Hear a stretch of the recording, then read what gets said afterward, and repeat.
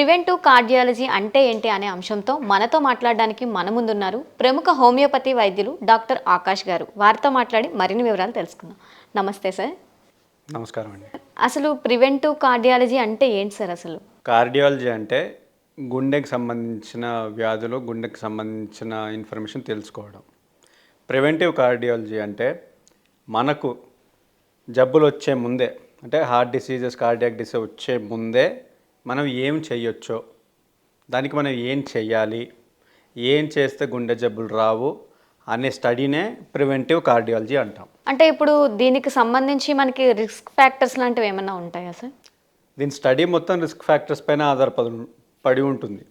So preventive కార్డియాలజీలో ఎలాగైతే మాట్లాడుకున్నామో వచ్చే ముందు అన్నప్పుడు మనం ప్రిడిక్టబిలిటీ అండ్ ప్రాబబిలిటీ అని రెండు అంశాలు ఉంటాయి. ప్రిడిక్టబిలిటీ అంటే అది వచ్చేది ఎంతవరకు వస్తుందని ప్రిడిక్ట్ చేస్తాం. ప్రాబబిలిటీ అంటే ద ఛాన్స్, ఎంత పర్సెంట్. సో ఇందులో రిస్క్ ఫ్యాక్టర్స్ ఏంటంటే ఇప్పుడు ఒక జబ్బు వచ్చే ముందు దానికి ఏ కారణాలు ఉన్నాయి, ఎన్ని కారణాలు ఉన్నాయి, ఏమేమి కారణాలు ఉన్నాయి అంటే number of factors, type of factors ఉంటాయి. సో దీని మొత్తం స్టడీని రిస్క్ ఫ్యాక్టర్ అసెస్మెంట్ అంటాం.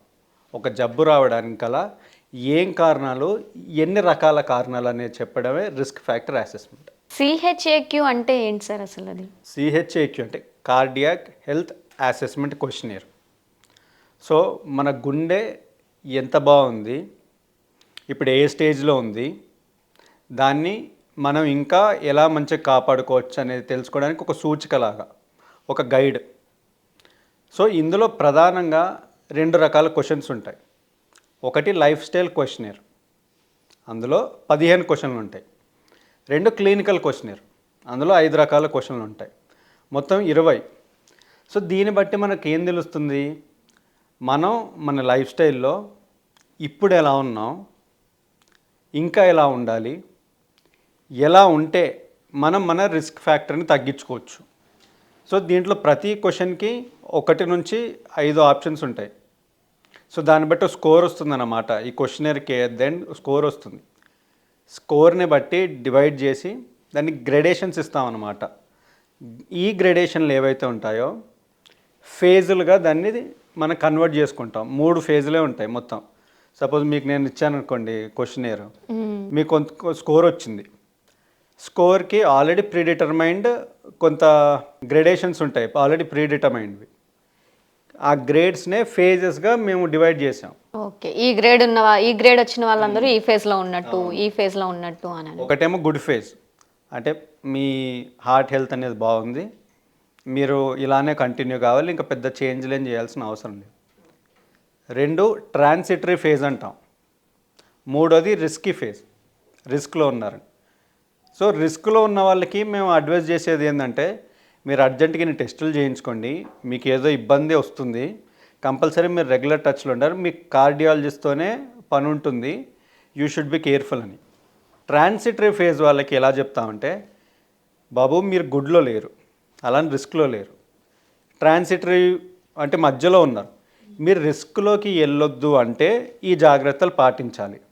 ఎందుకంటే మీకు రిస్క్ ఉంది, it's a matter of time, మీరు ఈ ఫేజ్ నుంచి రిస్కీ ఫేజ్కి వెళ్తారు.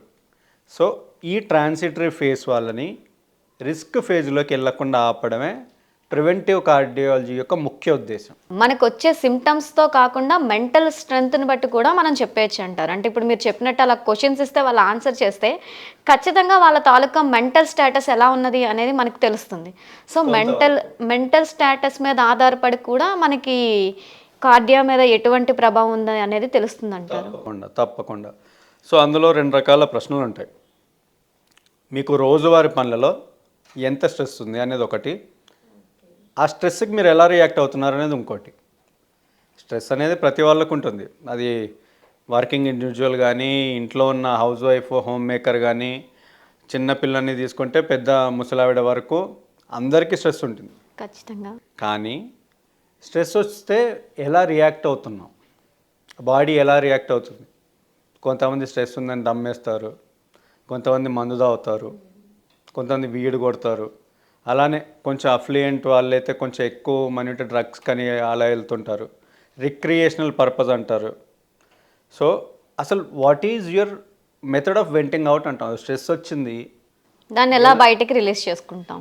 ఎలా దాన్ని ఫేస్ చేస్తున్నారు, ఎలా రియాక్ట్ అవుతున్నారు, ఎలా రెస్పాండ్ అవుతున్నారు మీ స్ట్రెస్కి. రియాక్షన్ అనేది చాలా క్విక్గా ఉంటుందన్నమాట. వెంటనే స్ట్రెస్ అవుతుంది, ఒక దమ్ము కొట్టాలి, సిగరెట్ కాల్చాలి, లేదా వీడు కొట్టాలి, లేదా మందు తాగాలి.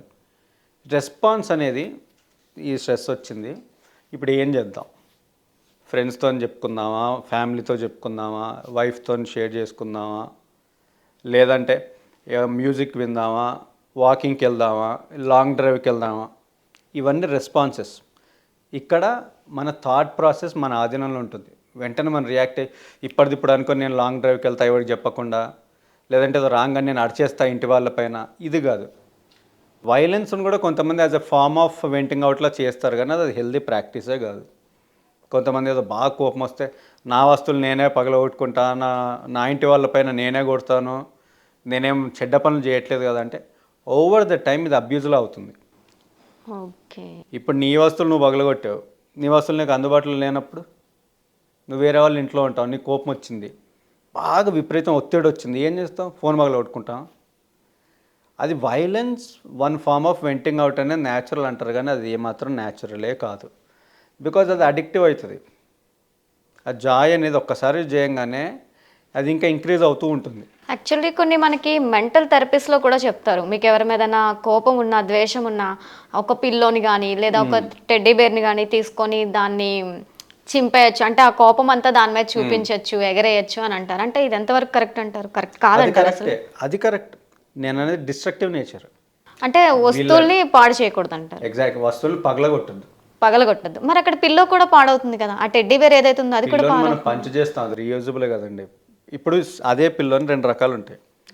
పిల్లోని పంచ్ చేయొచ్చు, ఎంత అంటే అంత కొట్టొచ్చు, పైకి కింద నుంచి పిల్లోకి ఏం కాదు. సో ఎంత కొట్టినా the same goes for boxing kit. ఇప్పుడు ఇంకో మెథడ్ ఏంటంటే నేను చెప్పిన వైలెన్స్, దాన్ని కత్తి పెట్టి పచ్చ కుచ్చి దూదంతా తీసి డిస్ట్రాయ్ చేయడం అనేది మేనియాక్ టెండెన్సీ. అది అబ్నార్మల్. ఏ థెరపీస్లో కూడా టేక్ ఎ నైఫ్, ఇంకా దాన్ని చింపాలి, దాన్ని చెరిపే ఈ టైప్ ఇక్కడ ఎక్కడ ఉండదు. సో ఈవెన్ బాక్సింగ్ దాంట్లో కూడా అంతే. బాక్సింగ్ కిట్ ఎందుకు, పంచ్ చేయడానికి అంతే. కాకపోతే ఏమంటారంటే ఆ టెడ్డీ బేర్లో వాళ్ళని చూసుకొని మీ యాంగర్ మొత్తం రిలీజ్ చేసేయండి అంటారు. పని చేయొచ్చు, destructive nature is always abnormal. So మనం ఏదైతే you can actually vent it out, కొట్టొచ్చు, చేయొచ్చు, అది లైఫ్లెస్ది కాబట్టి. The moments it turn destructive. ఇప్పుడు పిల్లోని చేసావు, ఆ తర్వాత మర్చిపోయిన కూడా చేయాలనిపిస్తుంది. Okay. So destructive nature is always abnormal. ఏ థెరపీలో ఇలా డిస్ట్రాక్ట్ చేయండి అని చెప్పరు. ఏవో కంట్రోల్ రూమ్స్ అని కొన్ని వచ్చాయి. మొన్నే ఒకటి ఇన్స్టా రీల్ చూసినప్పుడు కూడా డిస్ట్రక్టివ్ రూమ్ అని ఒకటి వచ్చింది. వాళ్ళకి యాంగర్ ఉంటే మొత్తం అక్కడ పగలగొట్టొచ్చు వస్తువులు ఇవి అని. ఫన్ వరకు okay. Once that gets addictive, ఒకసారి అది బాగా నచ్చి అన్నప్పుడు రియల్ లైఫ్లో మనం వెళ్ళినప్పుడు చాలా కాన్సిక్వెన్సెస్ ఉంటాయి. So that is not at all A safe way to actually went out. అంటే మనకి స్ట్రెస్ వచ్చేటప్పుడు ఎలా రిలీజ్ చేయాలంటారు అయితే? అదే అంటున్నాను, పాజిటివ్ వే ఉంటుంది, నెగటివ్ వే ఉంటుంది. నెగటివ్ అంటే సేమ్ ఇది. ఇఫ్ యు ఆర్ విత్ ఫ్రెండ్స్తో ఉన్నప్పుడు సరదాగా ఒక సిగరెట్ వేస్తాడు, నార్మల్గా అకేషనల్ ఆల్కహాల్ తీసుకున్నాడు, once in a while fine, ఏమనిపించదు. కానీ వచ్చిన ప్రతిసారి దానికి రిసార్ట్ అయితే మాత్రం అది అబ్యూజ్ అవుతుంది, ఆల్కహాల్ అబ్యూజ్. సో అలవాటు. ఈ తాగుబోతు కానివాడు తాగుబోతు అవుతున్నాడు అంటే స్ట్రెస్ నీ కంట్రోల్ లేదు, నువ్వు దాని కంట్రోల్లో ఉన్నావని. So you can actually do meditation, ఏదైనా ఫిజికల్ యాక్టివిటీ, క్రికెట్, ఫుట్బాల్. మన స్ట్రెస్లో మెయిన్గా మనం అబ్జర్వ్ చేయాల్సిన రెండు రకాలు ఉంటుంది. ఒకటి ఫిజికల్, రెండు మెంటల్. ఫిజికల్ స్ట్రెస్ అనేది ఎక్కువ ట్రావెల్ చేస్తానో ఎక్కువ పని చేసినప్పుడు we get so tired that ఇంకా ఏ పనికి చిరాకు వచ్చేస్తుంది, ఫిజికల్గా చేయలేం. సో దీన్ని మనం ఎలా కంట్రోల్ చేయొచ్చు అంటే, ఏదన్నా మనం ఫ్యామిలీ వాళ్ళతో స్పెండ్ చేయడం, రెస్ట్ తీసుకోవడం, రిలాక్స్గా ఇంట్లో కూర్చోవడం, కౌచ్ పైన కూర్చొని ఏదన్నా ఇష్టమైన మూవీ చూడడం, సాంగ్స్ వినడం, రిలాక్స్ అవ్వడం, or else any hot beverage ఏదన్నా. మెంటల్ స్ట్రెస్ వచ్చేసి ఇక్కడ చాలామందికి మెంటల్ స్ట్రెస్ అర్థం కాదు. వాడు కోపడుతుంటే వాడు చిరాకులో ఉన్నాడా, బాధలో ఉన్నాడా, భయంలో ఉన్నాడా, ఇవి ఏం తెలియవు అన్నమాట. వానికి వర్క్ స్ట్రెస్ కావచ్చు, ఫైనాన్షియల్ స్ట్రెస్ కావచ్చు. చాలా వరకు ఇప్పుడు చూస్తున్న ట్రెండ్స్లో ఏం చూస్తున్నానంటే, ఇవే ఈ మన బెట్టింగ్ యాప్స్ ఉన్నాయి కదా, 100 రూపాయలు పెట్టి 200 రూపాయలు పెట్టి అని స్టార్ట్ పెడతారు. ఆ వాళ్ళకి ముందు వస్తుంది, ఆ తర్వాత ఇంకెక్కువ పెడతారు, అది రాదు, దానికి అప్పు చేస్తారు. ఇది ఎవరికి చెప్పుకోలేడు, కంప్లైంట్ ఇవ్వలేడు.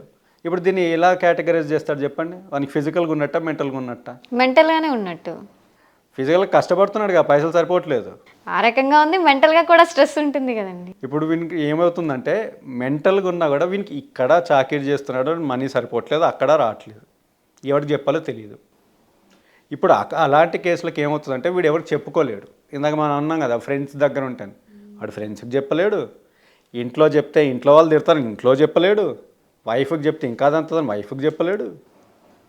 మొత్తం మన సేఫ్టీ నెట్స్, ఇవన్నీ సేఫ్టీ నెట్స్ అంటాం అనమాట, వెంటింగ్ అవుట్. వాడు ఎవరికి చెప్పుకోలేనప్పుడు వానిలో మదన పడతాడు. అప్పుడు వానికి దొరికేది ఒకటే సూసైడ్ అనుకుంటాడు, ఇంకా నేను ఎవరికి చెప్పలేనని. ఇక్కడనే థెరపీస్ ఎలా పనిచేస్తాయంటే, బాబు అయిపోయింది, ఇప్పుడు బాక్సింగ్ బ్యాగ్ ఒక పిల్లో తీసుకో, నువ్వు బెట్టింగ్ పెట్టినప్పుడు నేను ఎవడైతే పెట్టించో మంది ఇమాజిన్ చేసుకో ఫేస్, నీ కోపం తగ్గేంత వరకు కొట్టు, రేజ్ ఎంత అంటే అంత కొట్టు. ఒక్కసారి అది వెళ్ళిపోయిన తర్వాత మైండ్ అనేది ఫ్రీ అవుతుంది. నౌ థింక్, అప్ ఎంత, నువ్వు ఇప్పుడు ఏం చేయాలి, ఎవరికి చెప్పాలి, ఎవరికి చెప్తే తిట్టినా కూడా నీకు హెల్ప్ చేస్తారని నువ్వు అనుకుంటున్నావు. ఇది ప్రాపర్ థెరపీ. సో అంతేగాని ఏదో రాగానే ఇంకా మనం చెప్పేసి ధైర్యం తెచ్చుకొని చెప్పేసి అంత ఈజీ ఉండదండి. వాళ్ళ సైకలాజికల్ స్టేట్ అనేది ఫ్రెజైల్గా ఉంటుంది. యాక్చువల్లీ రకరకాల అపోహలు కూడా ఉంటాయి సో మనకి. ఈ స్టేజ్లోనే కార్డియాక్ అరెస్ట్ అవ్వడానికి మ్యాక్సిమం ఛాన్సెస్ ఉంటాయి. బికాజ్ అంత కూప్డ్ అప్ ఎమోషన్స్ అంటాం. అంటే ఒక స్ప్రైట్ బాటిల్ ఉందనుకోండి, ఒక ఏదైనా సోడా బాగా షేక్ చేసి మనం క్యాప్ పెట్టాము అంతే, అది బయటకు రావట్లేదు, వీడిలానే ఉంటాడు. ద మూమెంట్ ఇంకా ఆపుకోలేనప్పుడు ఒక్కసారి లోపల నుంచి వస్తే out, cardiac arrest. Heart attack కాదు, హార్ట్ అరెస్ట్. కార్డియాక్ అరెస్ట్ అంటే ఇంకా స్టాపేజ్, దాన్ని మనం ఏం చేయలేం. సర్టెన్ కేసెస్లో సిపిఆర్ యూస్ఫుల్ అవుతుంది, సర్టెన్ కేసెస్లో can do anything. Psychological stress ఎప్పుడైతే దీన్ని సైకోసొమాటిక్ అంటాం, విపరీతం అయిపోయి బాటిల్ డప్ అయిపోయి అది ఫిజికల్ ఎలిమెంట్స్గా కన్వర్ట్ అవుతుంది. అది కొంతమందికి ఐబిఎస్, ఇరిటబుల్ బవెల్ సిండ్రోమ్గా అవుతుంది, కొంతమందికి జిఆర్డీగా అవుతుంది, కొంతమందికి అల్సర్స్గా అవుతుంది, కొంతమందికి heart attack. So the manifestations is many. అదే ఇందాక మాట్లాడుకున్నట్టు main purpose of cardiac health assessment క్వశ్చనరే ఇది. ఎలా ఏంటి అసలు స్ట్రెస్ అనే కంటే, మీకు ఎంత స్ట్రెస్ వస్తుంది అనే దానికంటే కూడా how you are reacting to stress అనేదే మోర్ ఇంపార్టెంట్. ఇప్పుడు మరి ఎక్సర్సైజులు అనేవి ఎంతవరకు ఉపయోగపడతాయి అంటారు? ఇన్ జనరల్గా మనకి చూస్తే ఎక్సర్సైజ్ చేసే బాడీ ఏదన్నా, అది యోగా కావచ్చు, జిమ్ కావచ్చు, లేకపోతే ఇంకేమైనా వాకింగ్ లాంటివి ఏమైనా కావచ్చు, అవి చేసేటప్పుడు మన బాడీ ఒక ఫిట్నెస్ వస్తుంది, ఒక మైండ్ స్ట్రెస్ ఉంటే పోతుంది, రిలాక్స్ అవుతారు, ఇలా చాలా అంటారు. కానీ ఎక్సర్సైజ్ చేస్తూ కూడా ఆల్ ఆఫ్ సడన్ చనిపోయిన వాళ్ళు ఉన్నారు కార్డియాతోనే.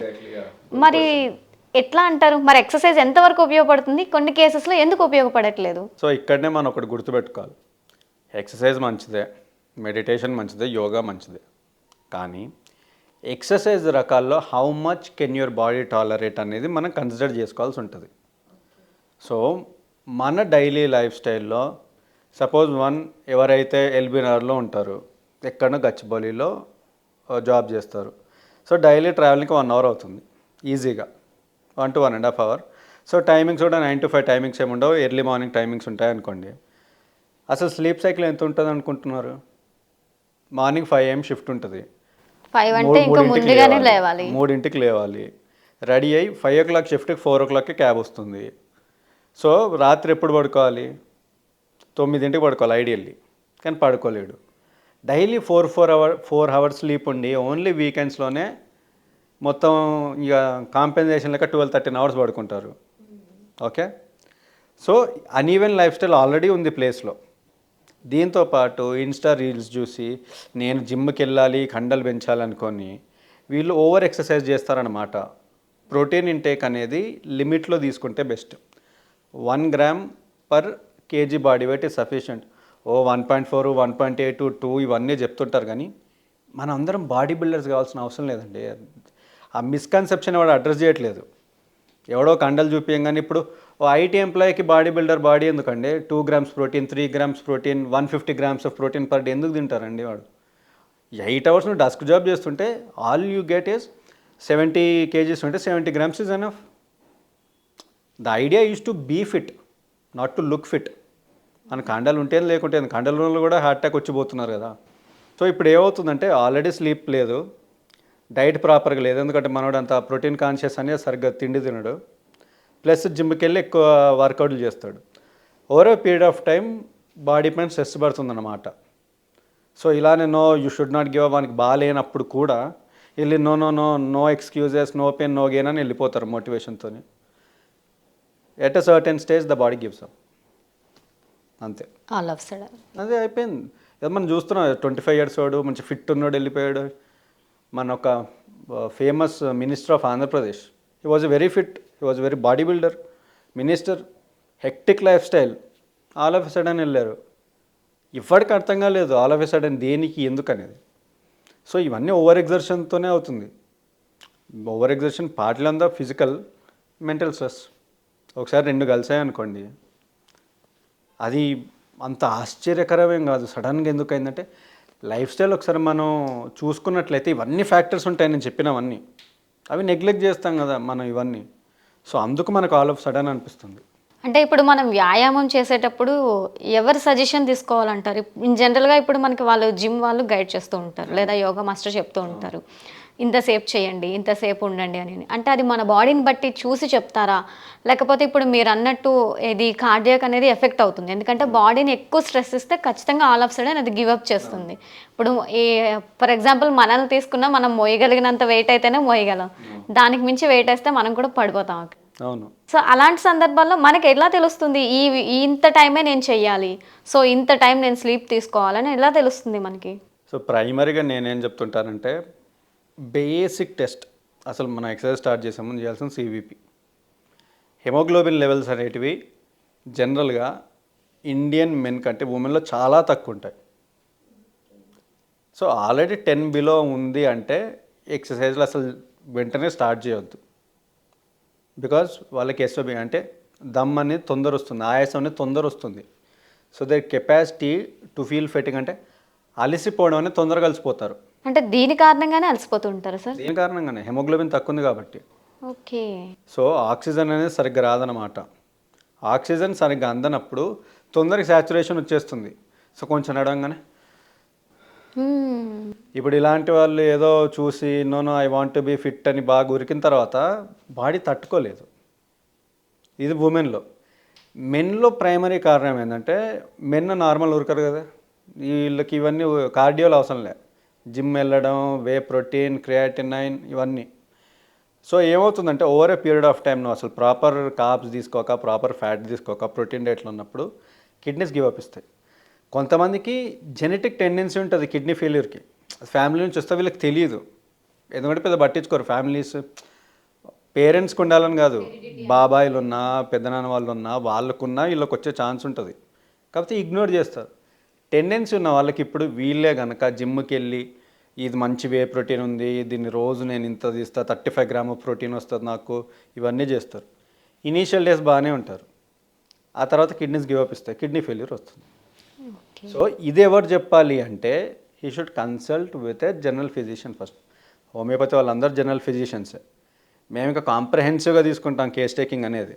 ఏదో వీళ్ళు ఏంటంటే సరే ఇక డాక్టర్ దగ్గరికి వెళ్తే కన్సల్టేషన్ ఫీ బొక్క అన్నట్టు వీళ్ళే సొంతంగా నెట్లో కొట్టి చూసి వాళ్ళే డిసైడ్ అయ్యి అంతా అయిపోయిన తర్వాత డాక్టర్ దగ్గరికి వస్తే డాక్టర్ చేసేది ఏమి ఉండదండి. డాక్టర్లు ఏం దేవుళ్ళు కాదు. నువ్వు ఆల్రెడీ మొత్తం అయిపోయి ఇర్రివర్సిబుల్ చేంజెస్ వచ్చి హాస్పిటల్ అడ్మిట్ అయ్యి ఇప్పుడేమన్నా నాకు స్కోప్ ఉంటుందంటే అప్పుడు ఏ డాక్టర్ని ఏం చేస్తాడు? నేననే కదా, అలోపతి డాక్టర్లు కూడా లిమిటెడ్ క్యాపబిలిటీ ఉంటుంది ఇలాంటి విషయంలో. సో ఇదంతా యోగా చేసే ముందు జనరల్గా ఏ టైప్ ఆఫ్ యోగా చేస్తున్నాం అనేది వాళ్ళు క్లారిటీగా ఉండాలి. ఏదో వీళ్ళ గూగుల్లో కొట్టి రామ్దేవ్ బాబా వీడియోలు చూసి చేయడం, రామ్దేవ్ బాబా వాళ్ళది సర్టెన్ క్లాసెస్ ఉంటాయి, దానికన్నా అటెండ్ కావాలి. అందరు సర్టిఫైడ్ యోగా ట్రైనర్స్ ఉంటారు. మనం ఏదో దమ్ వస్తున్నాం ఊపిరి బిగబట్టుకొని ఉండాలి ఇలా ఎవరు చెప్పారండి, అది చాలా మిస్కన్సెప్షన్. ఊపిరి బిగబట్టుకోండి కొంచెం తెరవండి అంటారు, కానీ అప్ టు లిమిట్. ఎక్కడ కూడా 30 సెకండ్లు అంటే 30 సెకండ్లు ఉండాలి, లేదా నీకు కాకుండా 15 సెకండ్స్కే దమ్ వస్తుంటే లేదా 30 సెకండ్స్ ఉన్నా పైకి పోతాడు, అలా ఎవరు చెప్పరు. సో ఏదన్నా సర్టిఫైడ్ ట్రైనర్స్ దగ్గర, ఇప్పుడు యోగా ట్రైనర్స్ కానీ, ఇప్పుడు జిమ్కి వెళ్ళినా జిమ్లో ట్రైనర్ ఉంటాడు. మీరు ఏదో యూట్యూబ్ వీడియోలు చూసి చేసే కంటే ఫస్ట్ ట్రైనర్కి మీరు చెప్పాలి బాబు నా రిక్వైర్మెంట్ ఇది, నా రిక్వైర్మెంట్ ఇలా ఉంది, ఏ ఎక్సర్సైజ్ సజెస్ట్ చేస్తావు, రిపిటేషన్స్ ఎంత సజెస్ట్ చేస్తావు, డైట్ ఈ మధ్య చెప్పట్లేదు, నేను చేసే టైంలో చెప్పేవాళ్ళు, ఇప్పుడు డైట్ కూడా సెపరేట్ ఉన్నారు న్యూట్రిషనిస్ట్. సో మీరు వాళ్ళని అడగాలి, అడిగి ఫస్ట్ మీరు ఒక 1-2 డేస్ చేసినప్పుడు మీ బాడీ మీకు ఒక సిగ్నల్ ఇస్తుంది అన్నమాట, how much tired you are అనేది. మీరు 45 మినిట్స్ కలిసిపోతున్నారా, 1 అవర్ కలిసిపోతున్నారా, ఇవన్నీ చెప్పేది జిమ్ ట్రైనరే చెప్తాడు, పర్సనల్ ట్రైనర్ కాదు. పర్సనల్ ట్రైనర్ అంటే వేరే, మళ్ళీ నార్మల్ మీరు ఏ జిమ్లో జాయిన్ అయినా ట్రైనర్ ఉంటాడు. ట్రైనర్కి వెళ్ళి మీరు అడగాలి, నాకు ఇలా అవుతుంది, ఇలా అలసట వస్తుంది, నేను హెవీ వెయిట్స్ లిఫ్ట్ చేయలేకపోతున్నాను. సో మీరే చెప్పక మీరేదో మొహమాటానికి వెళ్ళి చెప్తే మళ్ళీ ఎంబారసింగ్ ఉంటుంది, అందరు చేస్తున్నారు నేను చేయలేనా, ఇవి చేసినప్పుడే ఇబ్బందులు వస్తాయి. ఇంకా చాలా మంది ఏమనుకుంటారంటే కొత్తగా మనం స్టార్ట్ చేసాం కదా, ఇది కామన్, కొద్ది రోజులకి పోతుంది, అలా కూడా ఆలోచించే వాళ్ళు ఉంటారు. నేను అందుకే చెప్పాను, ఫస్ట్ మన బాడీ మాట మనం వినాలండి. We should actually be very attentive. ఏదో నొప్పి వస్తే తీసిపాటే, జిమ్లో జాయినింగ్ పెయిన్స్ అనేవి 1 వీక్ వరకు ఉంటాయి, అది అందరికీ తెలిసిందే. కానీ నొప్పులు మీకు తెలిసిపోతాయి, they are not harmful. So అది రెస్ట్ తీసుకుంటే తగ్గిపోతుంది. బియాండ్ రెస్ట్ కూడా అలసటగా ఉండడం అనేది పెద్ద రెడ్ ఫ్లాగ్. అది మీకు నార్మల్గా ఉన్నారు, నార్మల్ కూర్చున్నప్పుడు ఆయాసం అలసట ఎందుకు వస్తుందండి మీకు? మీరు జిమ్ జాయిన్ అయినప్పుడు main purpose is to increase the fitness. మీరు జిమ్ జాయిన్ ఇలా మాట్లాడి మీరు ఏదో ఇంకా లిఫ్ట్ చేస్తున్న ఎవ్రీ వెయిట్కి కూడా మీరు ఆయాసపడుతున్నారు అన్నప్పుడు అది పర్పస్ లేదు. బికాజ్ మీరు చేసేది కూడా ఎంతవరకు పాసిబుల్ అయితే అంతవరకే చేయాలి. ఏదో మనం ప్రెస్టేజ్ క్వశ్చన్లా వెళ్ళి ఈ మాత్రం చేయలేనా? మీకు సింపుల్ ఎగ్జాంపుల్ చెప్తాను. కామన్ చేసే బిగినర్స్ మిస్టేక్ జిమ్లో ఏంటంటే, ఎక్స్పీరియన్స్డ్ వాళ్ళు స్కిప్పింగ్ అనేది 200 ఆపకుండా కొడతారు. స్కిప్పింగ్ జిమ్లో ఇనీషియల్ జాయిన్ అయిన వాళ్ళు ఎంత కొడతారు గెస్ చేయండి. మీరు ఎంత చేస్తారు స్కిప్పింగ్? నేనైతే 200 చేసేయగలను సార్. అది వావ్, చిన్నప్పటి నుంచి అట్లా. ఇప్పుడంటే పిల్లలకి ఫోన్లు అవి ఇవి, కానీ మాకు చిన్నప్పుడు ఏమున్నాయి సార్. మీరైతే ప్రోనే మరి. నేను 200 కొట్టేవాడిని. జనరల్గా మా ఫ్రెండ్ వచ్చాడు నన్ను చూసి 50 కొట్టాడు, ఇంకా కాలేదు. ఏదో నన్ను చూసి నా లెక్క చేద్దామని 100 చేసేటప్పటికే వాడు కొలాప్స్ అయ్యాడు. వాడు వచ్చిందే ఫ్యాట్, ఫిట్ అయ్యేదామని వచ్చాడు. ఇంటెన్షన్ బాగుంది కానీ అన్ని తొందరపడితే అవ్వవు కదా. సో ఇది క్రిటికల్ మిస్టేక్ అన్నమాట. ఏదైనా రష్ చేసి వాళ్ళు చేస్తున్నారు కాబట్టి నేను చేయాలి ఇవి పెట్టుకుంటే మాత్రం ఇందాక మనం అనుకున్నట్టు over a course of time సడన్గా మన బాడీది షట్ డౌన్ అయిపోతుంది వితౌట్ ఏ వార్నింగ్. ఇవన్నీ వార్నింగ్ సైన్సే, లాంగ్ మనం ఇగ్నోర్ చేస్తాం. యాక్చువల్లీ మనం మన బాడీ మాట వినం. ఇట్స్ ఓకే కొద్ది రోజులు వెళ్తే ఇది సెటెట్ అయిపోతుంది. మీరు ఎక్స్పెక్ట్ చేస్తారు ఎవరైనా మీ ఫ్యామిలీ వాళ్ళు వచ్చి నువ్వు జిమ్లో ఏం చేస్తావు, స్కిప్పింగ్లో ఎంత చేస్తావు, నీకు ఆయాసం వస్తుంది. అసలు ఇలాంటివి కన్సిడరే చేయరు నాకు తెలిసి. ఎగ్జాక్ట్లీ, దాంతోనే కదా ఇవన్నీ. కారణాలు లేకుండా ఏం కావట్లేదు. బట్ అరే మా అప్పుడు అసలు 200 చేస్తే ఎవరికి ఏం కావాలి, ఇప్పుడు ఎందుకు అవుతుందంటే ఇప్పుడు మరి ఫుడ్ మారింది, మన రెస్పాన్స్ టు స్టిమ్యులై అది మారింది.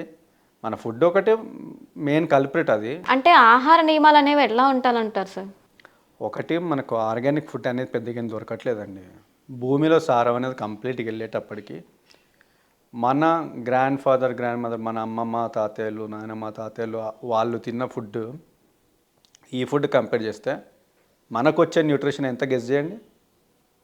వాళ్ళ న్యూట్రిషన్ లెవెల్కి మన న్యూట్రిషన్ లెవెల్ చాలా గెస్ అయితే చేయలేను కానీ చాలా తక్కువ అయితే అని నాకు తెలుసు. 1/8.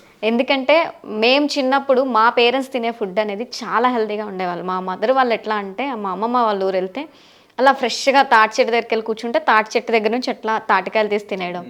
పెసర చేనులు అని ఉండేవి మాకు.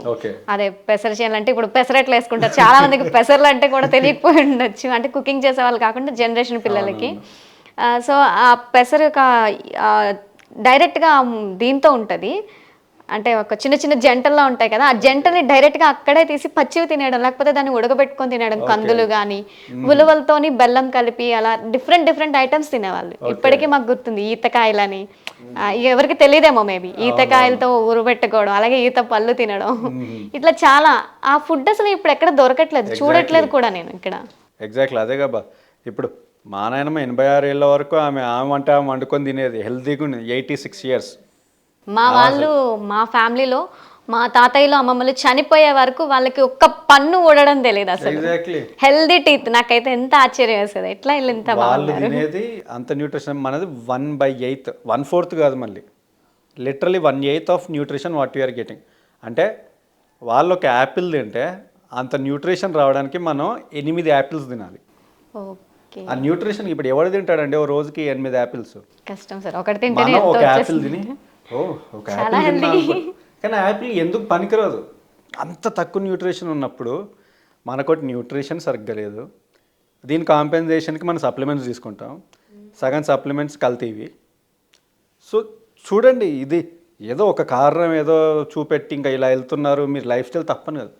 ఓవరాల్ బ్రాడ్ పర్స్పెక్టివ్లో చూస్తే ఫుడ్ ప్రాపర్గా లేక మనం ఓవర్ ఎగ్జర్షన్ చేసి బాడీని కమాన్ అంటే ఎక్కడి నుంచి వస్తుంది మనకు? సో అది మెయిన్గా. కాకపోతే ఎవరు ఓవర్లుక్ చేసేటప్పటికి మనకు కారణాలు దొరకట్లేదు. ఇదంతా ఓవర్లుక్ చేస్తారు. ఇప్పుడు ఎవరంతా చూస్తారండి ఎంత న్యూట్రిషన్ వస్తుంది ఏందనేది? యాపిల్ కొంటున్నావు, సంత్రాలు మోసంబిలు కొంటున్నావు, అసలు ఎంత వస్తుందంటే ఏం లేదు. మామిడి పండ్లు అసలు నా చిన్నప్పటి టేస్ట్కి ఇప్పటి టేస్ట్కి అసలు పొంతనే లేదు. ఇంకా మా నాయనమ్మ వరకు ఎందుకు, నేను పెరిగినప్పుడు ఎంత బాగుంటుండే మామిడి పళ్ళు. సమ్మర్ సీజన్ వస్తే ఇప్పటికి అసలు క్వాలిటీ అనేదే లేదు. ఇవన్నీ ఓవర్లుక్ అయ్యేటప్పటికి బాడీకి న్యూట్రిషన్ సరిపోక, నిద్ర లేక, బయట ఇంకా జంక్ ఫుడ్ ఎక్కువ తిని సడన్గా మూడ్ వచ్చిందని ఓవర్ ఎగ్జర్షన్ చేస్తే ఏమవుతుంది? ఒక ఫ్యాక్టర్ అని కాదు. సో రిస్క్ ఫ్యాక్టర్ అనేది చాలా మల్టీ ఫ్యాక్టర్స్ ఉంటాయి అనుకున్నట్టుగా. Many factors, type of factors. ఇందాక మాట్లాడి ఇవన్నీ లైఫ్ స్టైల్ ఫ్యాక్టర్సే. సో మీరు ఎంత పడుకుంటారు, మీరు అసలు ఏం తింటారు, మీరు అసలు ఫ్రూట్స్ ఇంక్లూడ్ చేస్తారా? అసలు చాలామంది ఫ్రూట్సే తినరు. చాలా మంది డైలీ మెనూలో ఫ్రూట్స్ ఉండవు. ఫ్రూట్సే ఉండవు. అది షాకింగ్ అసలు. మెయిన్ జనరల్ తిని నా లెక్క అందరు తింటారేమో, నేను ఎక్కువ యాపిల్స్, బనానా, గ్రేప్లు ఇవే తింటుండే. అంటే నేను చూసా కొంతమందికి ఫ్రూట్స్ అనేవి హెల్త్ బాగాలేనప్పుడు మాత్రమే తినాలి Exactly. అనే మైండ్తో ఉన్న వాళ్ళు చాలా మందిని చూసాను నేను. మనం జనరల్ కదా, ఇప్పుడు జ్వరం వచ్చినప్పుడే బ్రెడ్ తింటాం, ఈ టైప్ లెక్క. జ్వరం వచ్చిన వాళ్ళకి ఏదో రోగం వస్తేనే ఫ్రూట్స్ ఇస్తారు తప్ప నార్మల్గా ఫ్రూట్స్ ఫ్రూట్స్ ఎందుకు? మనం మిరపకాయ బజ్జీ, పునుగులు ఇవన్నీ తినడమే అన్నట్టు. సో ఇవన్నీ అయ్యేటప్పటికి diet, life style and also exercise అన్నీ ఒకేసారి అటాక్ అవుతాయి అన్నమాట. ప్లస్ అందులో లైఫ్ స్టైల్ అంటే ఇది కూడా వస్తుంది, మన సిగరెట్టు, స్మోకింగ్ ఇవన్నీ. అది ఎన్ని కాలుస్తారు, ఎప్పుడు కాలుస్తారు, ఒక రోజుకి 2-3 అకేషనల్, ఇవన్నీ ఫ్యాక్టర్స్ ఉంటాయి. సో ఈ ఫ్యాక్టర్స్ అన్నీ మనం ఒకవేళ యాక్సెస్ చేస్తే, సో దీన్ని బట్టి మనకు వచ్చే స్కోర్తో మనం ప్రివెంట్ చేయవచ్చు. అంటే ఇప్పుడు జనరల్గా ఇప్పుడు మీరు అన్నారు సార్, డ్రింక్ చేసినా స్మోక్ చేసినా వాళ్ళకి కూడా ఇట్లాంటివి జరుగుతూ ఉంటాయని. అంటే బేసిక్గా ఇప్పుడు చాలా చిన్న ఏజ్ నుంచి మొదలు పెట్టేస్తున్నారు పిల్లలు ఇప్పుడు తీసుకుంటే కనుక. అంటే స్ట్రెస్ రావడం వల్ల వాళ్ళు మొదలు పెడుతున్నారా, లేకపోతే ఇది చేయడం వల్ల కార్డియాక్ సంబంధించి వస్తూ ఉంటాయి అంటారా? ఇక్కడ మనం అర్థం చేసుకోవాల్సింది ఏంటంటే, మన ఫాదర్ జనరేషన్ వాళ్ళకి ఏదైనా వర్క్ ఉండి వర్క్ లోడ్తోని అలవాటు అయ్యాయి. ఇప్పుడు టొబాకో కానీ, పొగాకు, gutka, tobacco, alcohol work related ద్వారా అలవాటు అయ్యాయి. చిన్నప్పటి నుంచి కాలేదు, ఎందుకంటే అప్పుడు అన్నీ మనీ లేకుండే. Once they went in to work, అంటే పనికి వెళ్ళినప్పుడు పని నుంచి కొంచెం మనీ వచ్చేది కాబట్టి ఆ మనీలో కొంత ఇన్వెస్ట్ చేశారు దీనికి. ఇప్పుడు వీళ్ళకి ఏముందండి, ఇప్పుడు జనరల్గా 9th 10th రాగానే సిగరెట్లు కాలుస్తున్నారు, హుక్కలు తాగుతున్నారు. వాళ్ళు పిజ్జా తింటా అంటే పిజ్జా, బర్గర్ తింటా అంటే బర్గర్, ఎనీథింగ్, పాస్తా కానీ ఎవ్రీథింగ్. బట్ ఏదో సినిమాలు చూసి అలా చేద్దాం ఇలా చేద్దాం, ఈ సినిమాలు రజనీకాంత్ ఇలా చేశాడని, లేదా చిరంజీవి ఇలా చేశాడు, లేదా అర్జున్ రెడ్డి చూసి ఇలా చేశాడు, ఇంప్రెషన్స్ ఇవి. ఏదో సినిమాలు తీయడం, సినిమాలు చూడడం తప్పనట్లేదు, కానీ అరే బాబు అది సినిమా రానన్న, నువ్వు పెద్ద పెరిగినప్పుడు అలా చేయి, నువ్వు పెద్దగా అవ్వలేదు కానీ నువ్వు ఇప్పుడు చెడ్డీలు వేసుకునే వయసులోనే పోయి నేను కాలుస్తా అంటే, ఆ హానెస్ట్ టాక్ అనేది యాక్చువల్లీ పేరెంట్స్ నుంచి రావాలి.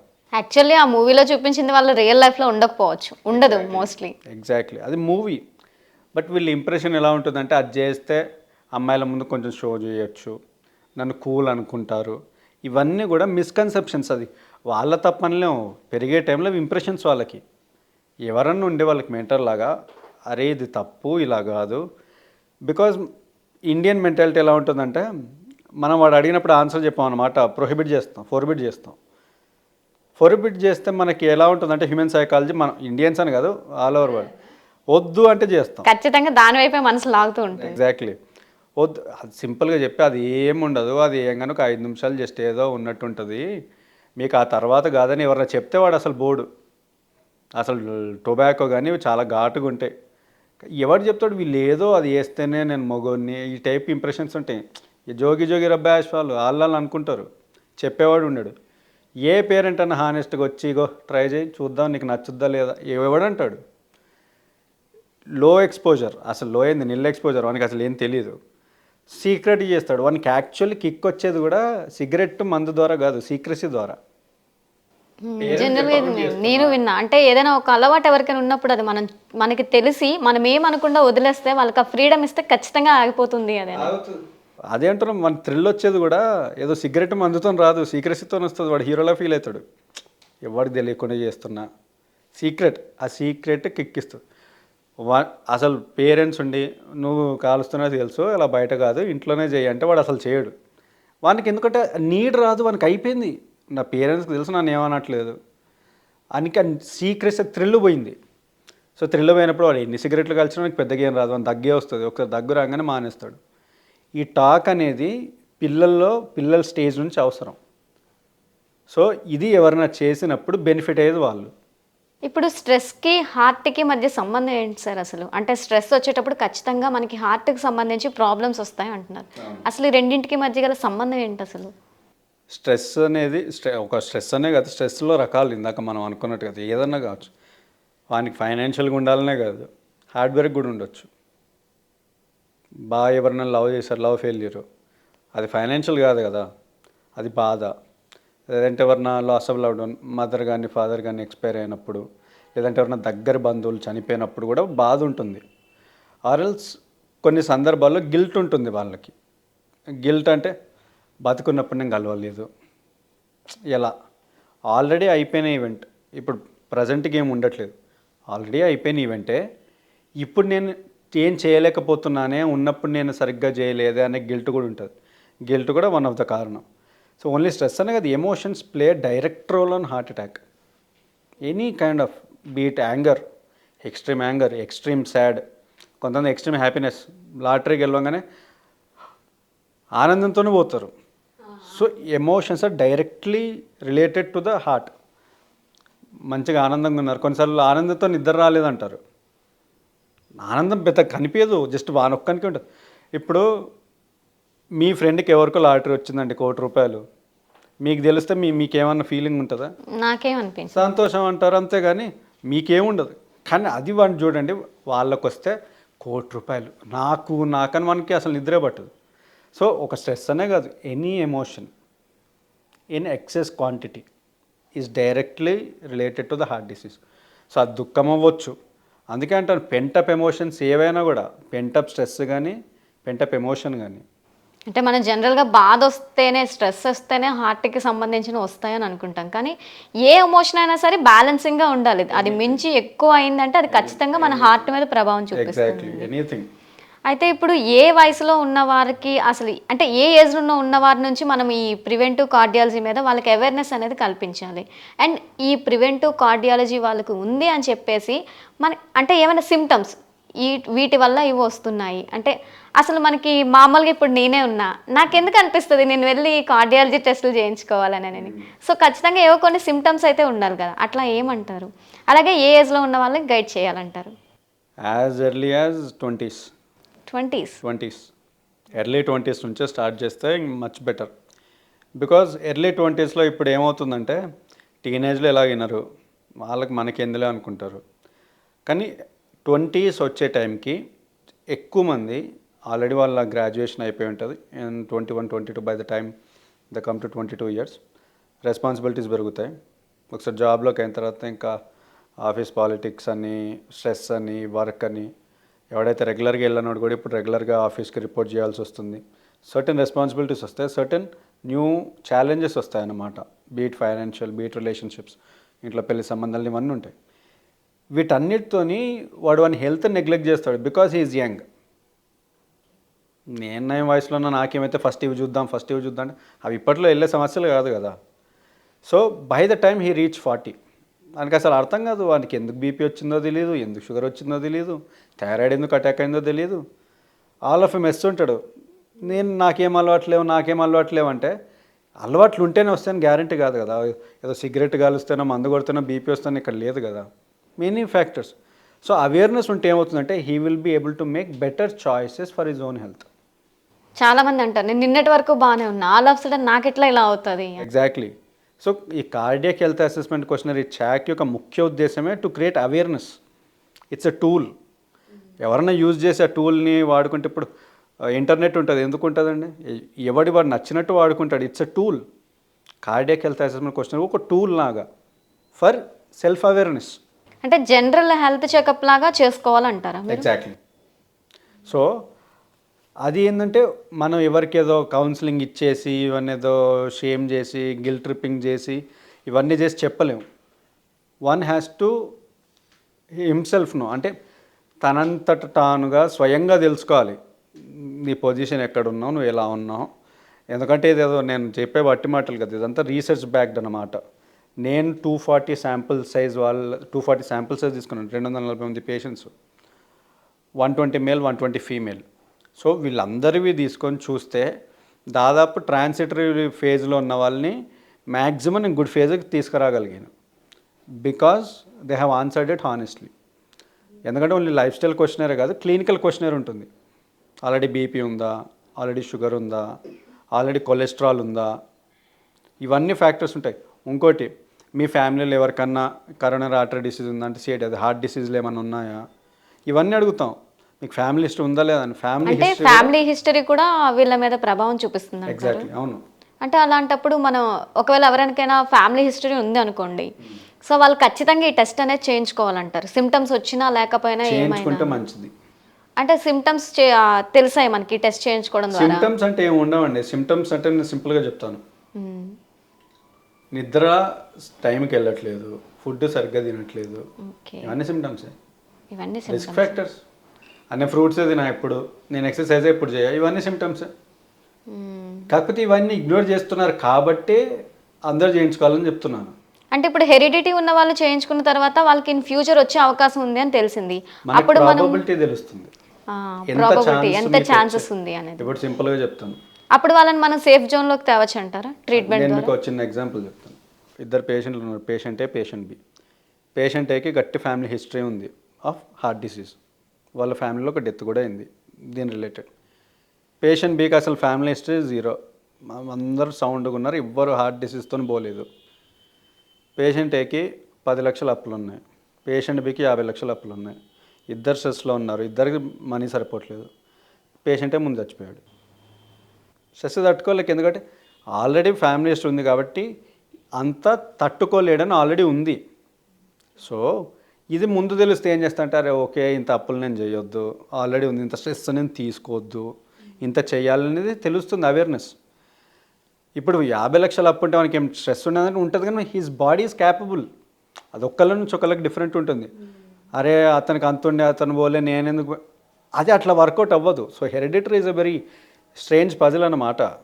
అది ఎవరి ఇండివిజువల్ వాళ్ళకే ఉంటుంది. అది అతనికి ఉందని మనకు, కొంతమందికి వర్షంలో తడిస్తే జలుబు రాదు, ఇంకోళ్ళకి వస్తుంది, ఎందుకంటే ఏం చెప్తాం. సో ఇది అంతే. సో ఇది సెల్ఫ్ అవేర్నెస్ టూల్. అంటే మనం ఇప్పుడు ఈ ప్రివెంటివ్ కార్డియాలజీకి సంబంధించి మనకి హార్ట్కి సంబంధించి ఏమైనా డిసీజెస్ వస్తున్నాయి లేకపోతే వస్తాయి, ఆల్రెడీ ఉన్నాయి అని తెలుసుకోవాలంటే ఎలాంటి టెస్టులు చేయించుకోవాలంటారు? ఫస్ట్ అయితే ఈ క్వశ్చనేర్ అనేది ఆన్సర్ చేయాలండి. క్వశ్చనేర్ ఆన్సర్ చేసి దీన్ని బట్టి ఏమేమి టెస్టులు కావాల్సి ఉంటుందో అది డాక్టర్ చెప్తారన్నమాట. సో ఇది మనకు ఒక గైడ్ లాగా ఉంటుంది ఈ క్వశ్చనేర్ అనేది, దీని స్కోర్ బట్టి. సో ప్రైమరీ గుడ్ ఫేజ్ ఉన్న వాళ్ళకైతే పెద్దగా ఏమి ఉండవు. ఎవ్రీ 3 ఇయర్స్కి ఒకసారి నార్మల్ బ్లడ్ టెస్ట్లు అన్నీ చేయించుకోవాలి. సిబిపి, ఎల్ఎఫ్టి, ఇంకా లిపిడ్ ప్రొఫైల్, ఇవన్నీ మనం చేయించుకోవాలి. అది రెగ్యులర్ టెస్ట్లు, బేసిక్వి. ఇంకా చాలా మార్కర్స్ ఉంటాయి, అవి గుడ్ ఫేజ్ వాళ్ళకి అవసరం లేదు. కానీ ట్రాన్సిటరీ ఫేజ్లో ఉన్న వాళ్ళకి మాత్రం వాళ్ళ రెగ్యులర్గా, అంటే ఇయర్లీ వన్స్ మానిటర్ చేయాల్సి ఉంటుంది. సిబిపి కానీ, ఎల్ఎఫ్టి కానీ, లిపిడ్ ప్రొఫైల్ కానీ, థైరాయిడ్, బీపీ, ఇవన్నీ హెచ్బిఏవన్సీతో సహా. సో ఇవన్నీ ఇంకా కొన్ని మార్కర్స్ ఉంటాయి, అపోలైపోప్రోటీన్ బి అని, హోమోసిస్టైన్, ఇవన్నీ ఉంటాయి. అవి ఇయర్లీ వన్స్ ట్రాన్సిటరీలో ఉంటే జస్ట్ మానిటరింగ్. రిస్కీ ఫేజ్లో ఉన్న వాళ్ళకి మాత్రం 6 మంత్స్కి ఒకసారి రిపీట్ చేయాల్సి ఉంటుంది టు మానిటర్. సో మనం బీపీ కానీ షుగర్ కానీ ఎవ్రీ 6 మంత్స్కి మానిటర్ చేయాల్సి ఉంటుంది because that the high risk of getting a cardiac event. ఈ ప్రివెంటివ్ కార్డియాలజీకి సంబంధించి మనకి హోమియోపతి ట్రీట్మెంట్లో ఎంతవరకు స్కోప్ ఉంటుంది? హోమియోపతి బ్రహ్మాండమైన స్కోప్ ఉంటుంది. బికాజ్ హోమియోపతి అనేది డిసీజ్ని ఎప్పుడు ట్రీట్ చేయదండి, మనిషిని ట్రీట్ చేస్తుంది, రూట్ కాజ్ని పట్టుకుంటుంది. సో ఇప్పుడు ఒక మనిషి వచ్చినప్పుడు నాకు జబ్బు ఉంది అంటాడు కానీ నా గుండెకి జబ్బు ఉందని చెప్పాడు కదా. నీకంటే నీకేమవుతుంది, నీకు ఏం బాధ ఉందని మనిషిని యాజ్ ఎ హోల్ అడుగుతాం. అండర్లైన్ స్ట్రెస్ ఏముంది, దేనికి నువ్వు ఫీల్ అవుతున్నావు, దేనికి నీకు ఎక్కువ ఒత్తిడి అవుతుంది. సో దానికి కాన్స్టిట్యూషనల్ ట్రీట్మెంట్ అని ఉంటుంది హోమియోపతిలో, ఎక్సలెంట్గా పనిచేస్తుంది. ఇంక్లూడింగ్ హెరిడిటరీ టెండెన్సీస్ ఉన్నా కూడా ప్రొలాంగ్ చేస్తుంది. సపోజ్ ఫ్యామిలీలో ఎవరికైనా 50 దాటంగానే ఛాన్స్ ఉంది ఆఫ్ ఎ కార్డియాక్ ఈవెంట్ అనుకున్నాం అనుకోండి, హోమియోపతి రూట్ కాజ్లో మన కాన్స్టిట్యూషనల్ ట్రీట్మెంట్ ఇస్తుంది కాబట్టి 50లో వచ్చేది 60కి రావచ్చు, 65కి రావచ్చు, లేదా రాకపోవచ్చు, depending on the individual. So ప్రధానంగా చేసేది better ability to respond to stress.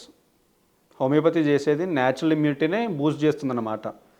Constitutional treatment అంటే మరి ఏదో కాదు, ఒక మనిషిని యాజ్ ఎ హోల్గా తీసుకొని అతని mental symptoms, physical symptoms, particular symptoms and history, so ఆయన ఏం చేశారు, ఫ్యామిలీలో ఎలా ఉన్నారు, ఫైనాన్షియల్గా ఉందా, పెరిగినప్పుడు ఏమైనా ఫైనాన్షియల్ ఇబ్బందులు ఉన్నాయా, ఫ్యామిలీలో ఇంకేం రోగాలు ఉన్నాయి, నేచర్ ఆఫ్ వర్కింగ్, ఇవన్నీ తీసుకుంటాం.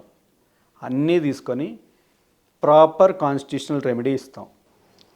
కొంతమందికి 3 నెలలు ఇచ్చి ఆపేస్తాం, కొంతమందికి 6 నెలలు, కొంతమందికి 1 year, కొంతమంది 2 years, depending on the case. ఇప్పుడు ఒక ఆయనకి బీపీ, షుగర్, థైరాయిడ్ ఇవన్నీ ఉన్నాయి, అన్నీ ఉండి కూడా నాకు ఆయన గుండె జబ్బు రావాలని లేదు, నేను హెల్దీగా ఉండాలని వచ్చినప్పుడు ఇంకా ఎక్కువ టైం ఉంటుందన్నమాట మెడికేషన్ అనేది. హెల్దీ ఉన్నారు, హెరిడిటరీలో ఏం లేదు, బట్ నేను ముందు జాగ్రత్తగా నేను తీసుకోవాలనుకుంటున్నాను హోమియోపతి అన్నప్పుడు మినిమల్ టైంలో ఉంటుంది. Monitoring is always essential. కానీ అండర్లయింగ్ స్ట్రెస్ కానీ అండర్లయింగ్ ఇప్పుడు ఫస్ట్ కార్డియాక్, కొంతమంది కార్డియాక్గా బయటపడుతుంది, కొంతమందికి అల్సర్గా బయటపడుతుంది. సో అలా ఉన్నా కూడా కాన్స్టిట్యూషనల్గానే ఇస్తాం. సో అండర్లయింగ్ కాజ్ మేము ట్రీట్ చేస్తాం కాబట్టి ఈ హోలిస్టిక్ అప్రోచ్తో హోమియోపతి ఎక్సలెంట్ రిజల్ట్స్ ఉంటాయి. ఇప్పుడు రీసెంట్గా మనకి ఏమనుకుంటున్నారంటే ఒక అపోహ లాంటిది కూడా ఉంది. అంటే అది అపోహో నిజమో అన్నది మనకి ఎంతవరకు అన్నది తెలియదు, కానీ ఇన్ జనరల్గా అందరి నోటి నుంచి వినిపించేది ఏంటంటే కరోనా వ్యాక్సిన్ తీసుకున్న దగ్గర నుంచి హార్ట్ అనేది అందరికీ వీక్ అయింది, మనుషులు కూడా వీక్ అయిపోయారు అని చెప్పేసి చాలామంది అంటున్నారు. మరి దాన్ని ఏమంటారు సార్? ఇది మిక్స్డ్ రెస్పాన్స్ అండి. ఇది అసలు లేదా, అసలు కరోనాకి సంబంధం లేదంటే అలా మనం చెప్పడానికి లేదు. కొన్ని ఎవిడెన్సెస్ అయితే ఉన్నాయి కానీ ప్రతి వాళ్ళకి వస్తుందా అంటే లేదు. అంతే, ఇంకా తీసుకున్న వాళ్ళందరూ పైకి పోతారు అంటే ఇక సగం ఇండియాలో సగం మంది పైకే పోవాలి. ఈ ముందు చెప్పుకున్నట్టుగా probability, the cause of probability, AEFI అని ఒకటి ఉంటుందండి, అడ్వర్స్ ఎఫెక్ట్స్ ఫాలోయింగ్ ఇమ్యునైజేషన్ అనేది. సో ఒకసారి మనం వ్యాక్సిన్ వేసుకున్న తర్వాత అడ్వర్స్ ఎఫెక్ట్స్ ఏమేమి ఉన్నాయో రిపోర్ట్ చేయాలి. చాలామందిలో బ్లడ్ క్లాట్స్ అనేటివి అయితే బయటపడుతున్నాయి. సో మెయిన్ యూఎస్ఏలో చూసుకుంటే మన ఫైజర్, జాన్సన్ అండ్ జాన్సన్లో ఎక్కువ ఉంది యాక్చువల్గా. వాళ్ళ రిపోర్ట్సే, ఏదో మనం ఏదో స్పెక్యులేషన్ కాదు, వాళ్ళు పెట్టిన రిపోర్ట్స్ ప్రకారం మన దాంట్లో కోవిషీల్డ్ పైన కూడా కొంచెం అడ్వర్స్ ఎఫెక్ట్స్ ఎక్కువ నోటిఫై అయ్యాయని వచ్చింది. కోవాక్సిన్ ఇంకా అంత రిపోర్ట్స్ రాలేదు మనకు, కోవాక్సిన్ మన ఇండియాదే. సో దానికి ఇంకా బెటర్ రిపోర్టింగ్ కావాలి. ఏదో వ్యాక్సిన్ ఈజ్ 100% సేఫ్ అని ఎవరు చెప్పరు. Every vaccine carries some adverse effects, అది ఉంటాయి, అది అక్నాలెడ్జ్ చేస్తారు. దీనికనే కదా పోలియో వేసినప్పుడు అడ్వర్స్ ఎఫెక్ట్స్ ఉన్నాయి. బట్ ఆల్వేస్ రిస్క్ వర్సెస్ బెనిఫిట్గా తీసుకుంటే it's in the greater benefit of the population అని చెప్పే మనకు వ్యాక్సిన్ ఇస్తారు. కొంతమందిలో ఇవి రిపోర్ట్ అవుతున్నాయి, ఇది వాస్తవమే. కానీ వచ్చిన వాళ్ళు ప్రతి వాళ్ళు హార్ట్ అటాక్తో పోతున్నారంటే కొంచెం క్వశ్చనబులే అది. ఇందాక చెప్పుకున్నట్లుగా it may trigger the underlying weakened immunity అని కూడా అనొచ్చు. ఇక్కడ ఆల్రెడీ స్ట్రెస్లో ఉన్నది ట్రిగర్ చేసింది అనుకోండి, ఎప్పుడో 10 ఏళ్ళకి వెళ్ళేవాడు సడన్గా పోతున్నాడు, మేబీ అది కూడా కావచ్చు. అంటే ఆల్రెడీ మనలో ఆ క్వాలిటీస్ అన్నీ ఉన్నాయి, సిమ్టమ్స్ అవన్నీ ఉన్నాయి. సో ఈ వ్యాక్సిన్ అయినప్పుడు మనకి ఏవైతే చిన్న ఎఫెక్ట్స్ అనేవి ఉంటాయో అవి వన్ ఆఫ్ ద థియరీస్ అది. ఇంకొన్ని దాంట్లో బ్లడ్ క్లాట్స్ ఎలా ఫామ్ అవుతున్నాయో అని ఇన్వెస్టిగేట్ చేస్తున్నారు. సో ఒక హార్ట్ కానీ కదా బ్లడ్ క్లాట్, స్ట్రోక్ కానీ పెరాలసిస్ కానీ, సో కొంతమంది కాళ్ళల్లో బ్లడ్ క్లాట్స్ ఫామ్ అవుతున్నాయి.